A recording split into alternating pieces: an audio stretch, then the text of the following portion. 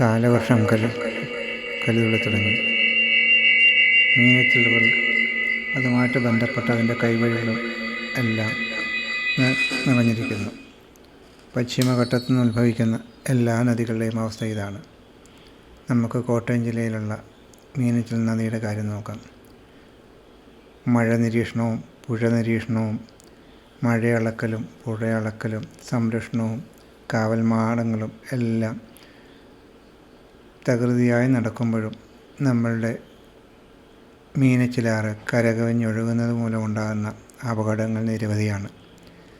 ധാരാളം ആളുകൾ മുങ്ങി മരിക്കാനിടയാകുന്നു. വെള്ളത്തിനടിയിൽപ്പെടുന്ന പ്രദേശങ്ങൾ ധാരാളം.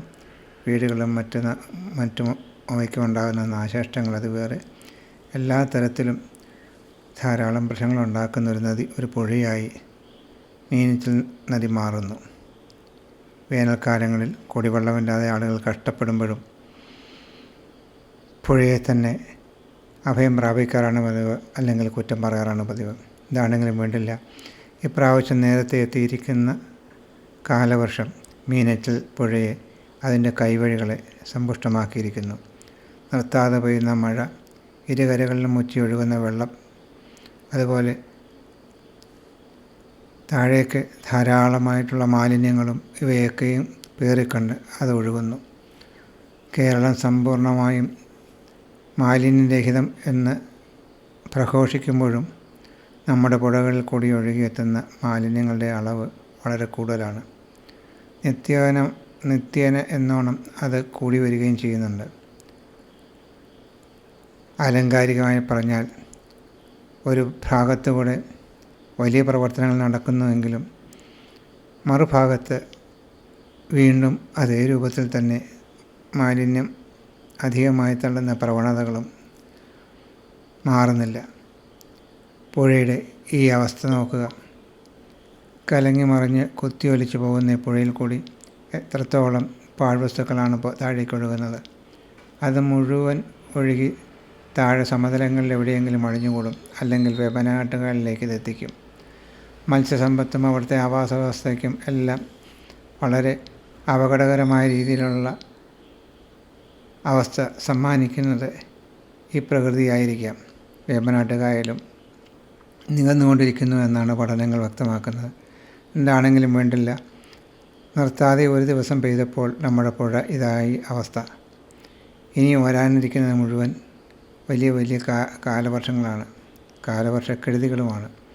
നാം കരുതലോടെ ഇരിക്കുന്നില്ല എങ്കിൽ നമുക്കൊന്നും ചെയ്യാൻ കഴിയുകയില്ല. പ്രത്യേകിച്ച് ഒരു ദിക്കിൽ നിന്നും വന്ന് ആളുകൾ നമ്മളെ ബോധവൽക്കരിക്കാനോ ഇതിനോട് പങ്കുചേരാനോ പോകുന്നില്ല. നാം തന്നെയാണ് ഇതിൻ്റെ എല്ലാം ഉത്തരവാദിത്വം ഏറ്റെടുക്കേണ്ടത്.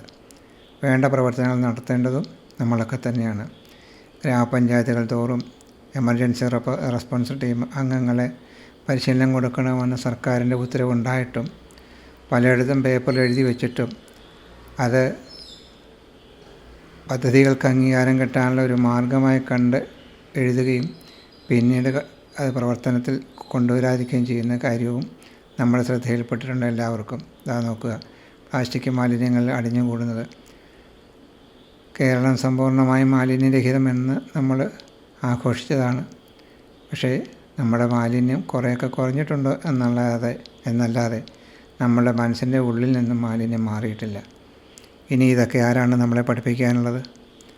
വേറെ ഒരു ഗൃഹത്തിൽ നിന്നും ആരും വന്ന് നമ്മളെ ഇതിനു വേണ്ടിയിട്ട് പറഞ്ഞു തരാനില്ല, പഠിപ്പിക്കാനുമില്ല. നാം തന്നെ ഈ കാര്യങ്ങൾ അറിഞ്ഞ് പ്രവർത്തിക്കേണ്ടതാണ് ആവശ്യം. ചെറുപ്പക്കാരായിട്ടുള്ള ധാരാളം ആളുകൾ, പരിസ്ഥിതി പ്രവർത്തനങ്ങൾ നടത്തുന്ന ആളുകളും അല്ലാത്തവരും ദുരന്ത നിവാരണ ലഘൂകരണ പ്രവർത്തനങ്ങളായിട്ട് നടത്തുന്ന സ്വാർത്ഥമതികളായ ധാരാളം ആളുകളുണ്ട്. ഇരാറ്റുപേട്ടയിലും പ്രാന്തപ്രദേശങ്ങളിലുമൊക്കെ ധാരാളം ആളുകൾ ഇതിൽ ഏർപ്പെട്ടിരിക്കുന്നുണ്ട്, പ്രവർത്തിക്കുന്നുമുണ്ട്. അവരെ കൊണ്ടൊക്കെ കഴിയുന്ന രീതിയിലുള്ള സഹകരണവും സഹായങ്ങളും നമുക്ക് കിട്ടുന്നുമുണ്ട്. എന്നാൽ ഇതുകൊണ്ട് മാത്രമായോ? എത്രത്തോളം ആളുകളിലേക്കാണ് ഇനിയും ഈ സന്ദേശം എത്തേണ്ടത്? ഫയർഫോഴ്സുണ്ട്, പോലീസുണ്ട്, അതുപോലെ മറ്റ് സന്നദ്ധ പ്രവർത്തകരും കാര്യങ്ങളൊക്കെ ഉണ്ട്. എന്നാലും നാം ശ്രദ്ധ വയ്ക്കുന്നിടത്തോളം നന്നായിരിക്കുകയില്ല മറ്റൊന്നും. ഓരോരുത്തരും അവനവൻ്റെ കടമ നിർവഹിക്കാൻ കഴിഞ്ഞിരുന്നുവെങ്കിൽ അതിനുള്ള ബോധമെങ്കിലും, അല്ലെങ്കിൽ സാമാന്യ ബോധമെങ്കിലും കാണിച്ചിരുന്നുവെങ്കിൽ ഒരു പക്ഷേ ഇത്തരത്തിലുള്ള പ്ലാസ്റ്റിക് മാലിന്യങ്ങളുടെ ഒഴുക്ക് ഒരളവെങ്കിലും നമുക്ക് കുറയ്ക്കാൻ കഴിയുമായിരുന്നു. ഇല്ല, ഇനിയും നമ്മൾ പഠിച്ചിട്ടില്ല. മൊത്തം എല്ലാ സ്ഥലവും നശിച്ചാലും നാം നിൽക്കുന്നിടം കുഴപ്പമില്ലാതെ ഇരിക്കും എന്ന് കരുതുന്നവരാണല്ലോ അധികവും. അതുകൊണ്ടായിരിക്കാം ഒരു പക്ഷേ നമ്മളിങ്ങനെയൊക്കെ പ്രവർത്തിക്കുന്നത്. അല്ലെങ്കിൽ കോടതി ഇടപെടുന്നതിന് മുമ്പ് നമുക്ക് ഇങ്ങനെയൊക്കെ മാലിന്യം സംസ്കരിക്കണമെന്നും അവ വേണ്ട രീതിയിലാക്കണമെന്നും തോന്നിയിരുന്നോ? ഇല്ല, ഒരു കോടതി പറയേണ്ടി വന്നു. അത് മന്ത്രിശാസനം കിട്ടിയപ്പോൾ മാത്രമാണ് മനുഷ്യനത് ചെയ്തത്. പുഴ കലങ്ങി മറിയുന്നു. മഴവെള്ളത്തിന് നല്ല നിറവാണ്, തെളിഞ്ഞ നിറവാണ്. പക്ഷെ പുഴ കലങ്ങാൻ എന്തായിരിക്കാൻ കാരണം? നമ്മളുടെ മണ്ണിളക്കിയുള്ള കൃഷിയും മറ്റു കാര്യങ്ങളുമാണ്. ഇന്ന് മീനച്ചിലാറിൻ്റെ തീരപ്രദേശങ്ങളിലൊക്കെ തന്നെ റബ്ബർ മരങ്ങൾ വെട്ടിക്കഴിഞ്ഞാൽ ഉടനെ തന്നെ അവിടെ കൈത കൃഷി തുടങ്ങും. മണ്ണിളക്കി തന്നെയാണത് കൃഷി ചെയ്യുന്നത്. ഒറ്റ മഴ പെയ്താൽ മതി, ആ മണ്ണ് തള്ളിക്കൊഴുകി വരും. മറ്റെവിടെയും പോകുന്നില്ല. അത് മുഴുവൻ വന്നെത്തുക നമ്മുടെ മീനച്ചിലാറ്റിലേക്കാണ്. മീനച്ചിൽ പുഴയുടെ കൈവഴികളിലാണ്. തടിയും അതുപോലെ തന്നെ വൻമരങ്ങളും പ്ലാസ്റ്റിക്കും പോലെ എന്തൊക്കെ സാധനങ്ങളുണ്ടോ അതെല്ലാം ഒഴുകിയെത്തുന്നത് പുഴയിലേക്കാണ്. പുഴയിലെ പല ചെക്ക് ഡാമുകളിലും അതുപോലെ തന്നെ ചെറിയ പാലങ്ങളിലും എല്ലാം അവ വന്നടിഞ്ഞ് വലിയ തടസ്സങ്ങൾ സൃഷ്ടിക്കുന്നതിന് വെള്ളപ്പൊക്കത്തിന് കാരണമാകുന്നുമുണ്ട്.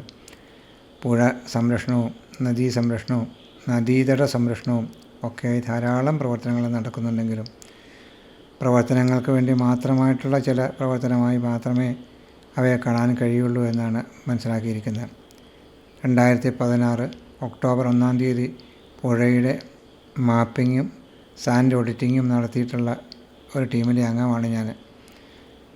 മറ്റു പുഴകളിൽ നിന്നൊക്കെ മണ്ണ് വാരാൻ അനുവാദം കൊടുത്തിട്ടും മീനച്ചിൽ പുഴയിലെ മണൽ വാരുന്നതിനുള്ള അനുവാദം കൊടുത്തിട്ടില്ല എന്നാണ് അറിയാൻ കഴിഞ്ഞിരിക്കുന്നത്. കാരണം ആവശ്യമായ മണൽ ഇല്ല എന്നുള്ളത് കൊണ്ടായിരിക്കാം. അല്ലെങ്കിൽ വീണ്ടും ഒരു പഠനം നടത്തി പുഴയുടെ മണ്ണിൻ്റെ സാധ്യത അല്ലെങ്കിൽ മണലിൻ്റെ സാധ്യത പഠിച്ച് കഴിയുമ്പോൾ കുറേ മാറ്റങ്ങളുണ്ടായേക്കാം. എന്താണെങ്കിലും വേണ്ടില്ല, വെള്ളപ്പൊക്കം ഓരോ വർഷവും ആവർത്തിക്കുന്നതാണ്. ദുരന്ത നിവാരണ ലഘൂകരണ പ്രവർത്തനങ്ങളും അതുപോലെ തന്നെ സംരക്ഷണ പ്രവർത്തനങ്ങളും ഒക്കെ ചെയ്യണം എന്ന് ആവർത്തിച്ച് പറയാറുമുള്ളതാണ്. അതെല്ലാം കടലാസിൽ ഒതുങ്ങുന്നു എന്ന് മാത്രമല്ല, ഒരു ദുരന്തം ഉണ്ടായെങ്കിൽ മാത്രമേ നമ്മൾ ചില കാര്യങ്ങൾ ചെയ്യുകയുള്ളൂ. അതുവരെയും അത് കടലാസിൽ ഒതുങ്ങും. പക്ഷേ അപകടത്തിൽപ്പെടുന്നവർക്കോ അല്ലെങ്കിൽ ദുരന്തം സംഭവിക്കുന്ന ആളുകൾക്കോ ഉണ്ടാകുന്ന നഷ്ടങ്ങളെക്കുറിച്ച് ഒരിക്കലും ചിന്തിക്കാറില്ലല്ലോ. അതും ചിന്തിക്കാൻ നമുക്ക് തോന്നുകയില്ല. ഇതാ വെള്ളം കയറി കിടക്കുന്ന പ്രദേശങ്ങളാണ് ഈ കാണുന്നതല്ല. പുഴയിലേക്ക് ഇറങ്ങിയെത്തിയിരിക്കുന്ന സ്ഥാപനങ്ങൾ, വീടാകാം, പള്ളിക്കൂടങ്ങളാകാം, കക്കൂസാകാം, കുളിമുറിയാകാം, എന്തെല്ലാം ഉണ്ടോ, വെയിറ്റിംഗ് ഷെഡ്, എല്ലാം പുഴയിലേക്ക് ഇറങ്ങുകയാണ്. പുഴയുടെ ക്യാച്ച്മെൻ്റ് ഏരിയ അല്ലെങ്കിൽ പുഴയുടെ അതിനോട് ചേർന്നുള്ള പ്രദേശങ്ങൾ ഇത്ര മീറ്റർ അകലെ പാലിക്കണം കെട്ടിടങ്ങൾ നിർമ്മിക്കാനെന്ന് പറഞ്ഞിട്ടുണ്ടെങ്കിലും ഇതെല്ലാം നിർമ്മാണം നടത്തിയിരിക്കുന്ന, ലൈസൻസ് കിട്ടിയിരിക്കുന്ന അല്ലെങ്കിൽ നമ്പർ കിട്ടിയിരിക്കുന്ന കെട്ടിടങ്ങളാണ് ഇതിൻ്റെ ചുറ്റുപാടും നിൽക്കുന്നത്. നമ്മളിപ്പോൾ കണ്ടതൊക്കെ ഇവിടെയൊക്കെ വെള്ളം കയറി കിടക്കുന്നു. ഇവിടെയൊക്കെ ആളുകൾ താമസിച്ചുകൊണ്ടിരുന്നതാണ്. അവിടെയൊക്കെയുള്ള ആളുകൾ അവിടെ നിന്ന് മാറ്റി പാർപ്പിച്ചിട്ടുമുണ്ട്. കൂടെ ഉണ്ടാകുന്ന സംഭവമാണ് ഇതൊക്കെ. വെള്ളം മുങ്ങിക്കിടക്കുന്നത് നോക്കുക എത്രത്തോളം ഉണ്ടായെന്ന്. ആ ജനലിൻ്റെ അടുത്ത് വരെയും വെള്ളം വന്നതാണ്. ഇനി താമസിക്കാതെ അടുത്ത മഴയ്ക്ക് മിക്കവാറും ആ വീടിൻ്റെ ഉള്ളിൽ മുഴുവനും വെള്ളം കയറുകയും ചെയ്യും. ദുരന്തങ്ങൾ എത്ര ആവർത്തിച്ചാലും മനസ്സിലാകാത്ത മനുഷ്യൻ. വടക്കേക്കര പാലം, അതിന് പാലത്തിലേക്ക് വെള്ളം മുട്ടാൻ ഇനി അധികം ഇല്ല. പക്ഷേ ഇപ്പം മഴ ശാന്തമാണ്, വെള്ളം വരവ് എന്നാലും നിലച്ചിട്ടില്ല. പക്ഷേ ഒരു നല്ല മഴ പെയ്താൽ തീർച്ചയായിട്ടും വെള്ളാനി അടുക്കം, മാർമല, വെള്ളികുളം, വാഗമൺ ഭാഗങ്ങളിൽ അല്ലെങ്കിൽ പുള്ളിക്കാനത്തിൻ്റെ ഇങ്ങേ ചെരിവ് പടിഞ്ഞാറ് ചെരിവിലും മഴ പെയ്താൽ തീർച്ചയായിട്ടും ആ വെള്ളം മുഴുവൻ എത്തുക ഈ പുഴയിലേക്കാണ്, മീനച്ചിൽ പുഴയിലേക്കാണ്. മീനച്ചിൽ പുഴയിൽ ഇതെത്തിക്കഴിഞ്ഞാൽ വെള്ളപ്പൊക്കം തീർച്ചയായിട്ടും ഉണ്ടാകും. പാലത്തിൽ ഒരു പക്ഷേ വെള്ളം മുട്ടാം. അടുത്ത കാലങ്ങളിൽ 2018 അങ്ങനെ പാലത്തിൽ വെള്ളം കയറിയ ചരിത്രമുണ്ട്. അതിനു മുമ്പ് 99 വെള്ളപ്പൊക്കം എന്നാണ് പറയുന്നത്. അന്നും പാലത്തിൽ വെള്ളം കയറിയെന്ന് പഴമക്കാർ പറയാറുണ്ട്. പുഴ എല്ലാവർക്കും ആവശ്യമാണ്, വെള്ളവും ആവശ്യമാണ്. പക്ഷേ സംരക്ഷണവും അതുപോലെ തന്നെ അവയെ നിലനിർത്തിക്കൊണ്ടുപോകാനുള്ള ചുമതലകൾ ആര് വഹിക്കും, ആര് ചെയ്യും, അതാണ് നമുക്ക് തർക്കം. എന്താണെങ്കിലും ഇനിയും നാം ഉണർന്ന് പ്രവർത്തിക്കേണ്ടിയിരിക്കുന്നു. പുഴകളുടെ സംരക്ഷണം, തീരസംരക്ഷണം, അതുപോലെ മഴ നിരീക്ഷണം എല്ലാം നമുക്ക് ആവശ്യമാണ്. അടുത്ത ഒരു വലിയ ദുരന്തം ഉണ്ടാകുന്നതിന് മുമ്പേ എങ്കിലും നമുക്ക് ചില കാര്യങ്ങൾ ചെയ്യാൻ കഴിഞ്ഞാൽ അത് വലിയൊരു ഉപകാരമായിരിക്കും. കേൾക്കുന്ന നിങ്ങൾക്ക് നന്ദി. താല്പര്യമുണ്ടെങ്കിൽ ലൈക്ക് ചെയ്യുക, ഷെയർ ചെയ്യുക. Okay, all the best. വീണ്ടും നമുക്ക് കാണാം. പൊഴി ഒഴുകട്ടെ, ശാന്തമായി ഒഴുകട്ടെ, അല്ലേ?